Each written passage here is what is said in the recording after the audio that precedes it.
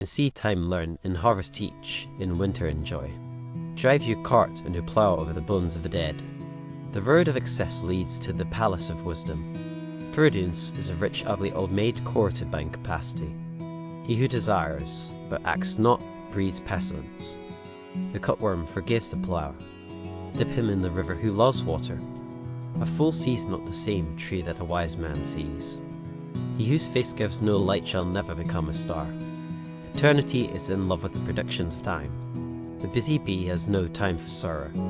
The hours of folly are measured by the clock, but of wisdom no clock can measure. All wholesome food is caught without a net or a trap.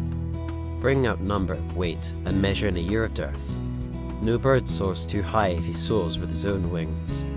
A dead body revenges not injuries. The most sublime act is to set another before you. If the fool would persist in his folly, he would become wise. Folly is the cloak of knavery. Shame is pride's cloak. Prisons are built with stones of law, brothels with bricks of religion. The pride of the peacock is the glory of God. The lust of the goat is the bounty of God. The wrath of the lion is the wisdom of God. The nakedness of woman is the work of God. Excessive sorrow laughs, excessive joy weeps. The roaring of lions, the howling of wolves, the raging of the stormy sea, and the destructive sword are portions of eternity too great for the eye of man. The fox condemns the trap, not himself. Joys impregnate, sorrows bring forth. Let man wear the fell of the lion, woman the fleece of the sheep. The bird their nest, the spider a web, man friendship. The selfish smiling fool and the sullen frowning fool shall be both thought wise that there may be a rod. What is now proved was once only imagined. The rat, the mouse, the fox, the rabbit watch the roots, the lion, the tiger, the horse, the elephant watch the fruits. The system contains, the fountain overflows. One thought fills immensity. Always be ready to speak your mind, and a base man will avoid you. Everything possible to be believed is an image of truth. The eagle never lost so much time as when he submitted to learn of the crow. Fox provides for himself, but God provides for the lion. Think in the morning, act in the noon, eat in the evening, sleep in the night. He who has suffered you to impose on him knows you. As the plough follows words, so God rewards prayers.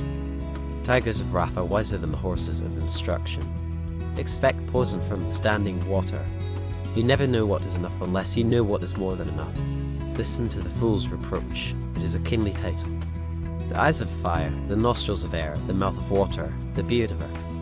The weak encourages strong and cunning. The apple tree never asks the beech how he shall grow, nor the lion the horse how he shall take his prey. The thankful receiver bears a plentiful harvest. If others had not been foolish, we should have been so. The soul of sweet delight can never be defiled. When thou seest an eagle, thou seest a portion of genius. Lift up thy head. As the caterpillar chooses the fairest leaves to lay her eggs on, so the priest lays his curse on the fairest joys. To create a little flower is the labor of ages. Day embraces plus relaxes. The best wine is the oldest, the best water the newest.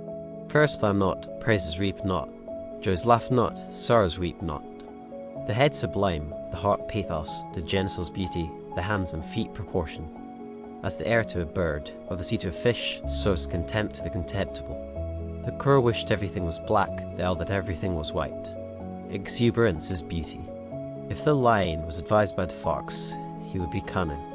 Improvement makes straight roads, but the crooked roads without improvement are roads of genius.